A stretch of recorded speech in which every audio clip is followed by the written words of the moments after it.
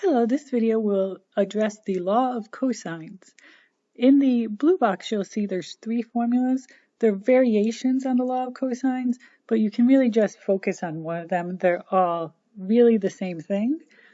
The way I remember them is if I look at the lowercase a, which is the side, and the uppercase a, which is the angle, the two that match, so the side and the angle across from it that you know are on opposite sides of the equal sign. And then you have the two other sides squared minus 2 times those other two sides. All right, so let's do a couple examples. Example 1, we have a triangle. We don't know what shape, so I just have a random triangle drawn there. And we know two sides. We know a 15 centimeter side and a 7 centimeter side. And the angle between them is 62 degrees. Now the question asks for us to find this third side. All right, so the law of cosines, remember how I said to remember we have the side and across from that the angle across from that, which is 62 degrees. Then we have the other two sides squared minus 2 times those other two sides. And that is times the cosine. So these terms are all multiplied together there, and that's critical, especially when we're solving for angles. There can be some order of operations issues.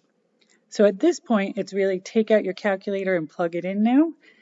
And I would suggest that you try these along with the video. Pause if you need to, because just to make sure you have the order of operations down correct.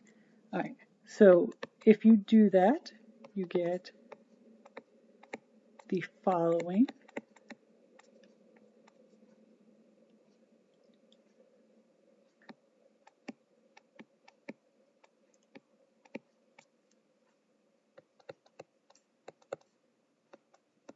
And now the easiest thing to do is to forget to square root at the end. So make sure you take that square root, and the missing side, we'll just round to the hundredth,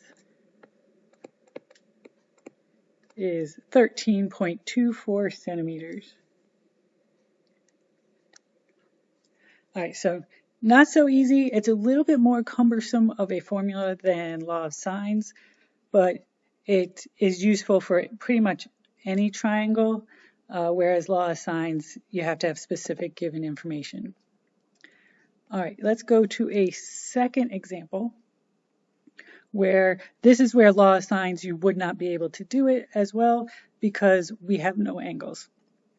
So I just drew a random triangle, and I will label the sides with the given information, 3, 6, and 8.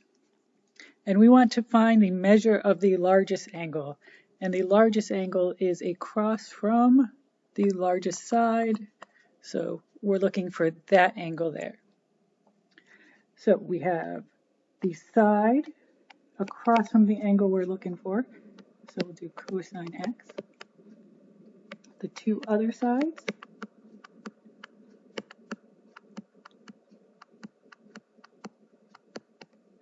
And we're looking for that mystery angle. And here's where the order of operations can be a little dicey sometimes. So let me show the workout, and if you want, you can pause and try this yourself, and then come back and see if you did it correctly.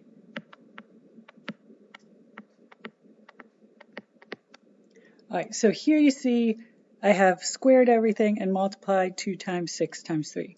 So now these terms cannot be combined, and that is because the 36 and the cosine are multiplied together.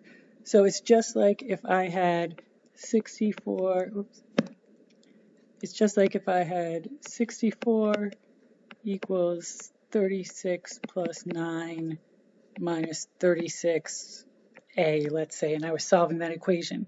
You couldn't subtract the 36a from the 36 and the 9 because they're not like terms. Same thing here. So I can combine the constants, but I still got to leave this 36 attached to the cosine. I'm going to subtract the 45 over.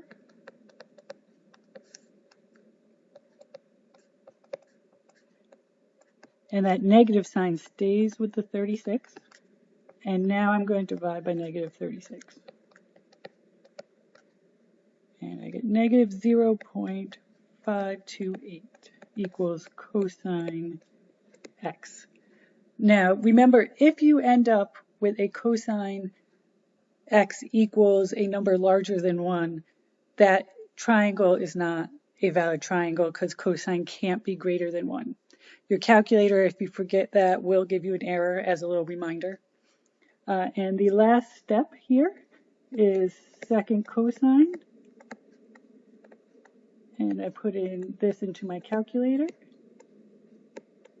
And I end up with 121.86 degrees.